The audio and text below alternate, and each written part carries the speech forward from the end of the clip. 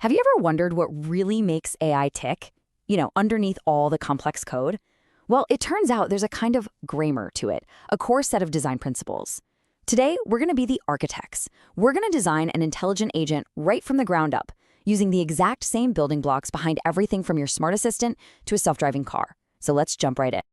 Here's our game plan. We're going to tackle this in 5 key steps. First, we'll get a handle on what an agent even is.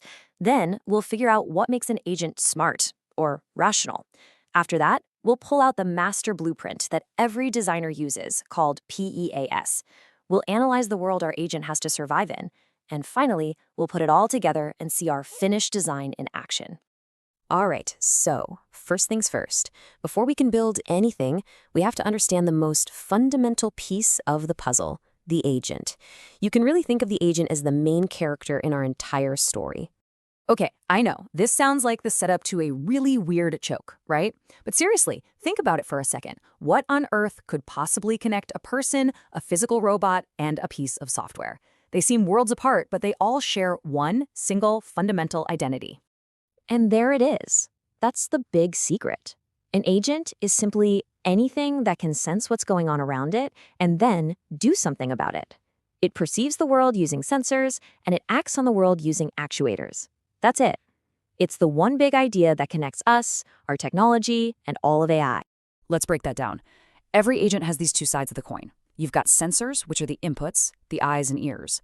For a self-driving car, that's its cameras and its GPS. Then you've got actuators, which are the outputs, the hands and feet.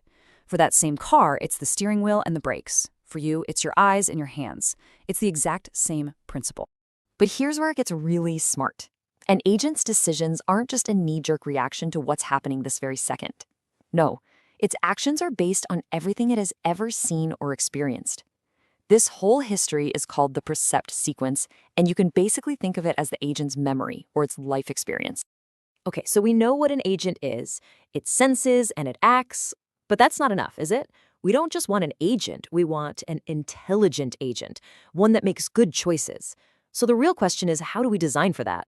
And that brings us to this key concept, the rational agent. Now, in the world of AI, rational does not mean perfect. It means doing the right thing. It means the agent acts in a way that will get it the best expected result given the information it has at that moment. But wait, how does the agent know what the best outcome even looks like? Well, it doesn't. We have to tell it. As the designers, we have to define success with something called a performance measure. It's literally the report card we give the agent. It's the set of rules that tells it what a job well done actually is. And this distinction right here is absolutely crucial. Being rational is not the same as being omniscient. An omniscient agent is basically a fortune teller. It knows the exact future outcome of every possible action. That's impossible. A rational agent is more like a master strategist. It can't see the future, but it plays the odds and makes the smartest possible move in a world full of uncertainty. So, now we've got the philosophy down, we know what an agent is, and we know we want it to be rational. Now it's time to get practical. How do we actually map this all out? Well, for that, pretty much every AI designer on the planet turns to one essential tool, the PEAS blueprint. PEAS is just an acronym, and it stands for Performance, Environment, Actuators, and Sensors. It's a simple but powerful checklist that forces us, as designers, to define everything. What does success look like? Where will the agent live? What tools can it use to act? And how does it see its world? And this table just lays it out perfectly, using our self-driving taxi. The performance measure, a mix of safety, speed, and profit. The environment, the total chaos of roads, traffic, and weather.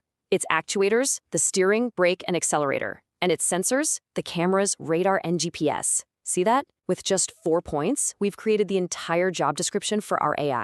Now, I want to zoom in on that E for environment for a minute, because this is a really big deal.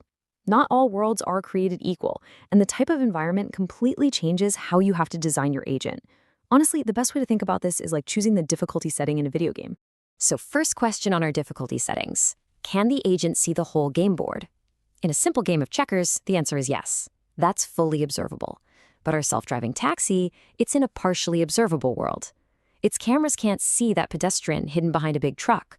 And that means the agent has to make educated guesses about the parts of the world it can't see, which is a massive challenge.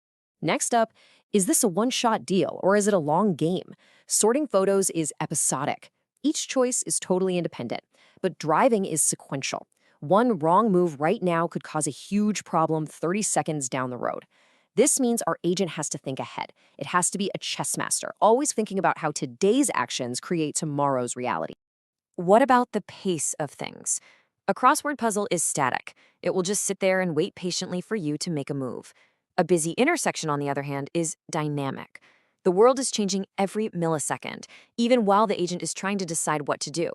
This puts the agent in a constant race against time. It can't afford to overthink things. It needs a good enough decision, and it needs it now. And here's another one. Is the world predictable? In chess, when you move a piece, you know exactly where it will land. That's deterministic. But the real world is non-deterministic. Our taxi can hit the brakes, but what if the road is icy? The outcome is uncertain. So the agent can't just have a plan A. It needs a plan B, C, and D for when things inevitably go wrong. And finally, does the agent start out knowing the rules of the game?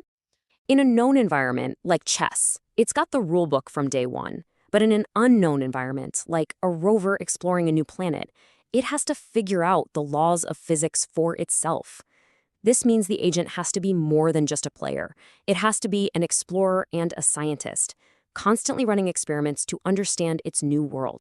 So let's take a step back. We've defined what an agent is, what makes it smart, how to write its job description, and how to classify the world it lives in. We have officially collected all the pieces we need to assemble our final design.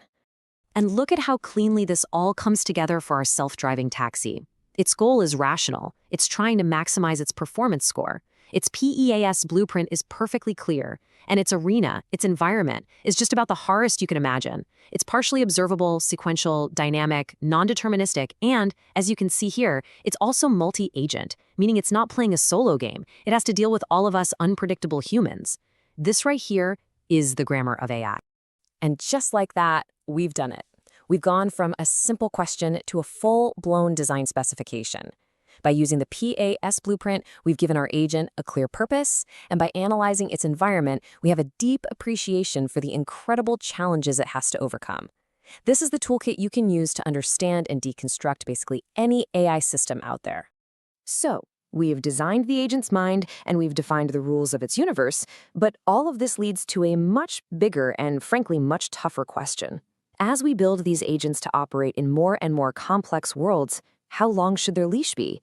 How much autonomy should a truly rational agent have? That's the critical question we're all going to be facing.